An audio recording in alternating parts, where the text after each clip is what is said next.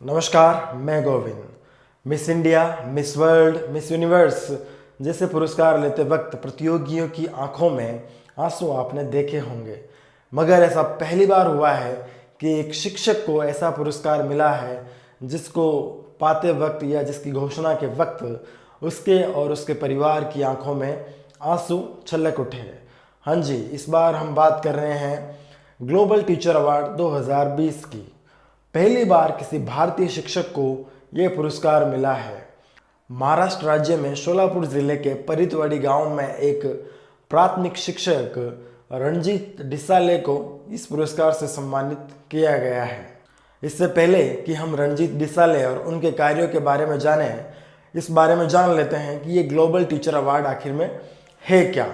Global teacher award जो है वो एक संस्थान है, वर्की फाउंडेशन, जिसकी स्थापना 2010 में एक भारतीय बिजनेसमैन, ये भी एक बड़ी अच्छी बात है कि इस संस्थान की स्थापना भी भारतीय मूल के एक व्यापारी सनी वर्की ने की। इसका मुख्यालय लंदन में है और स्थापना 2010 में हुई।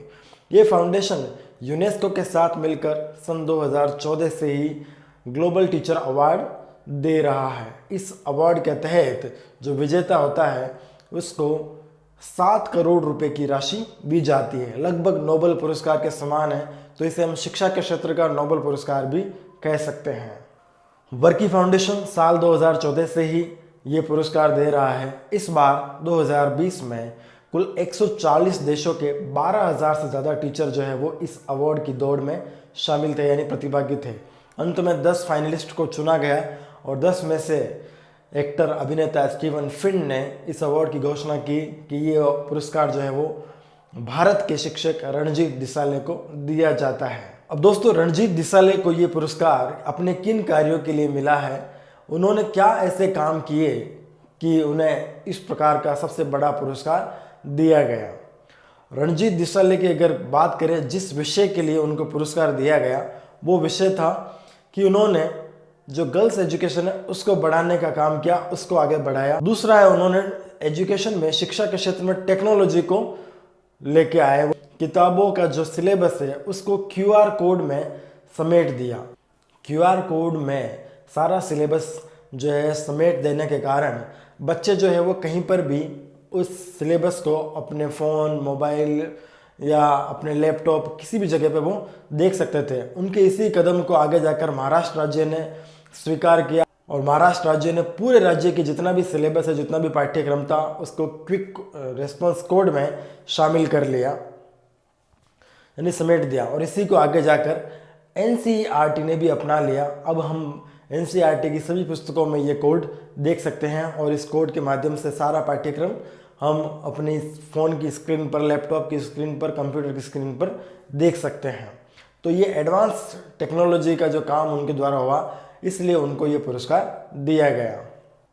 रणजीत डिसाले जब 2009 में स्कूल में शिक्षक नियुक्त हुए, तब जब उन्होंने विद्यालय में ड्यूटी ज्वाइन की, तो जो विद्यालय की दशा थी वो ऐसी थी दोस्तों कि वहाँ पर वो कहते हैं जानवरों को भी नहीं बांधा जा सकता। जानवर बांधने के लिए काम में आने वाली वो जगह थी।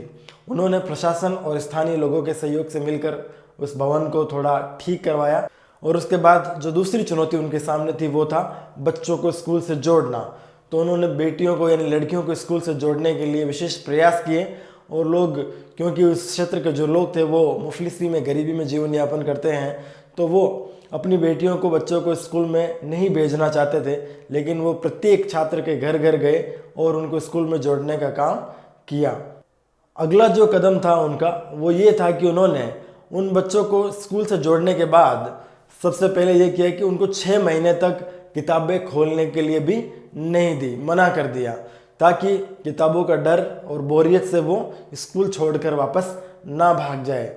इसलिए उन्होंने अपने मोबाइल और लैपटॉप की स्क्रीन पर गाने और कार्टून जैसी चीज़ें उनको दिखाकर 6 महीने तक उनको स्कूल में जोड़ने का काम किया, ताकि स्कूल में आकर उन्हें ऐसा ना लगे कि उन पर कोई बोझ डाला जा रहा है। वहाँ पर स्कूल को ठीक करने के बाद उनका कार्य आगे बढ़ता ही गया और उनके जो क्यूआर कोड जैसी स्कीम थी उसको सब जगह मान्यता मिली, सब जगह स्वीकार किया गया।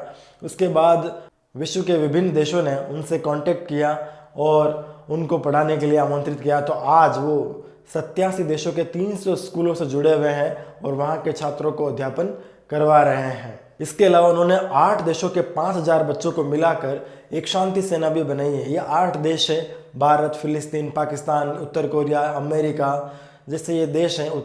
उन देशों के जो छात्र हैं उनसे मिलाकर एक शांति सेना का गठन किया और एक अभियान चलाया जिसका नाम है लेट्स क्रॉस द बॉर्डर, यानी सीमाओं को पार करते हैं। तो इसके साथ उन्होंने एक शांति सेना भी स्थापित की जो विश्व के इन विभिन्न देशों में शांति स्थापित करने का काम भी कर रही है।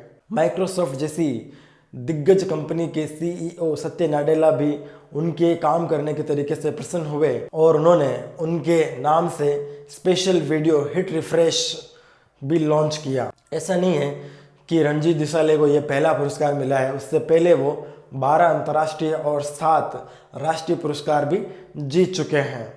एक अच्छे शिक्षक तो वो है ही, साथ ही हम ये भी समझ सकते हैं कि जब इस पुरस्कार की घोषणा हुई और इस पुरस्कार के स्वरूप उनको 7 करोड़ की जो इनामी राशि मिली है, वो तुरंत ही उन्होंने वो 7 करोड़ की जो इनामी राशि है उसको उन्होंने अपने साथ जो 9 फाइनलिस्ट और थे इस प्रतियोगिता में, जो इस पुरस्कार की दौड़ में शामिल थे, आधी जो राशि है वो उनको बांटने के लिए दे दी।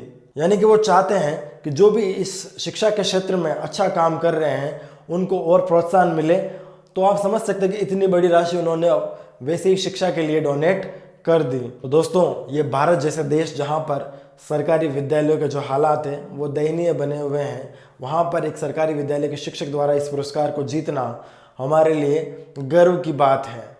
और ये उम्मीद भी जगाता है कि आज भी देश में कुछ ऐसे शिक्षक हैं जो अपना तन मन धन लगाकर जो है वो बच्चों को शिक्षा देने के काम में लगे हुए हैं। ऐसे शिक्षक को हम सब की ओर से सलाम, सैल्यूट। आशा और उम्मीद करता हूँ कि ये वीडियो आपको इन्फॉर्मेटिव लगा होगा। यदि इन्फॉर्मेटिव लगा है तो लाइक और शेयर कीजिए, और यदि हमारा काम आपको पसंद आता है तो हमारे चैनल को सब्सक्राइब भी कीजिए। और यदि अगर आपको वीडियो पसंद नहीं आता है तो ऑब्वियसली डिसलाइक कीजिए। धन्यवाद।